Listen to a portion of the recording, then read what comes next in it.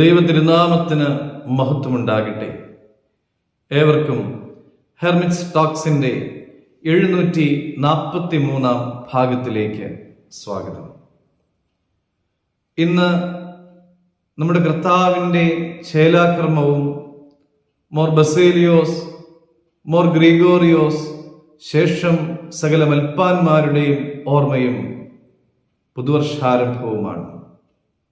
ഇന്നത്തെ വിശുദ്ധ ഏവൻഗേലിയോൻ ഭാഗമായി പിതാക്കന്മാർ ക്രമീകരിച്ചിരിക്കുന്നത് വിശുദ്ധ യോഹന്നാൻ 15-ാം അധ്യായം 8 മുതൽ 19 വരെയുള്ളതായ തിരുവചന ഭാഗങ്ങളാണ്.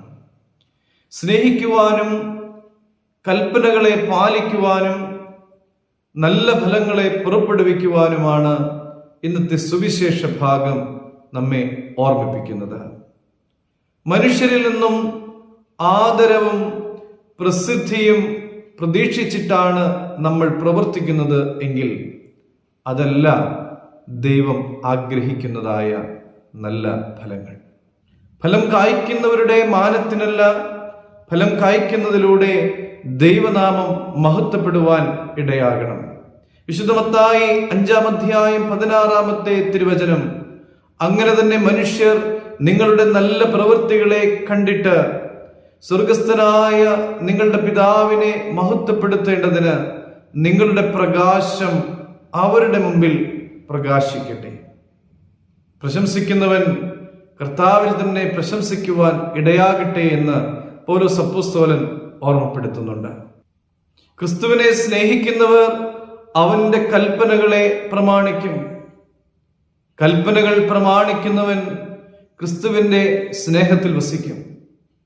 ക്രിസ്തുവിന്റെ സ്നേഹത്തിൽ വസിക്കുന്നവരിൽ നിന്ന് പുറപ്പെടുന്നത് നല്ല ഫലങ്ങളായിരിക്കും. കർത്താവിൽ സ്നേഹമുള്ളവരെ, പുതിയൊരു വർഷത്തിലേക്ക് പ്രവേശിക്കുവാൻ ഞാനും നിങ്ങളുമൊക്കെ ഒരുങ്ങിയിരിക്കുകയാണ്. ഈ കഴിഞ്ഞ ഒരു വർഷക്കാലം നമ്മുടെ ജീവിതം എപ്രകാരമായിരുന്നു? നല്ല ഫലങ്ങളെ പുറപ്പെടുവിക്കുവാനായിട്ട് നമുക്ക് സാധിച്ചുവോ? 2025 എന്ന പുതിയ വർഷത്തിലേക്ക് പ്രവേശിക്കുവാനായിട്ട് ഞാനും നിങ്ങളുമൊക്കെ ഒരുങ്ങിയിരിക്കുന്നതായ ഈ സാഹചര്യത്തിൽ ഞാൻ നിങ്ങളെ സ്നേഹിച്ചതുപോലെ നിങ്ങളും തമ്മിൽ സ്നേഹിക്കണം എന്നുള്ള കർത്താവിൻ്റെ കൽപ്പനയെ പാലിക്കുവാനായിട്ട് ഇടയാകണം. ഈ കഴിഞ്ഞ നാളുകളിൽ വന്നുപോയിട്ടുള്ളതായ കുറവുകൾ എന്താണ് എന്ന് കണ്ടെത്തുവാൻ, അവയെ പരിഹരിച്ചിട്ട് നല്ല ഫലങ്ങളെ പുറപ്പെടുവിക്കുവാൻ തക്കവണ്ണം നമുക്ക് ജീവിക്കുവാനായിട്ട് സാധിക്കണം. പ്രാർത്ഥനയോടെ ജീവിക്കുവാനായിട്ട് സാധിക്കണം. മറ്റുള്ളവരെ കരുതിക്കൊണ്ട് ജീവിക്കുവാനായിട്ട് സാധിക്കണം. അങ്ങനെ പുതിയ വർഷത്തിൽ പുതിയൊരു അനുഭവത്തിലൂടെ കടന്നു പോകുവാൻ നമുക്ക് ഇടയാകണം. കർത്താവിൽ സ്നേഹമുള്ളവരെ, എല്ലാവർക്കും നന്മ നിറഞ്ഞ ഒരു പുതുവത്സരം നേരുകയാണ്. ദൈവം അനുഗ്രഹിക്കട്ടെ. Happy new year.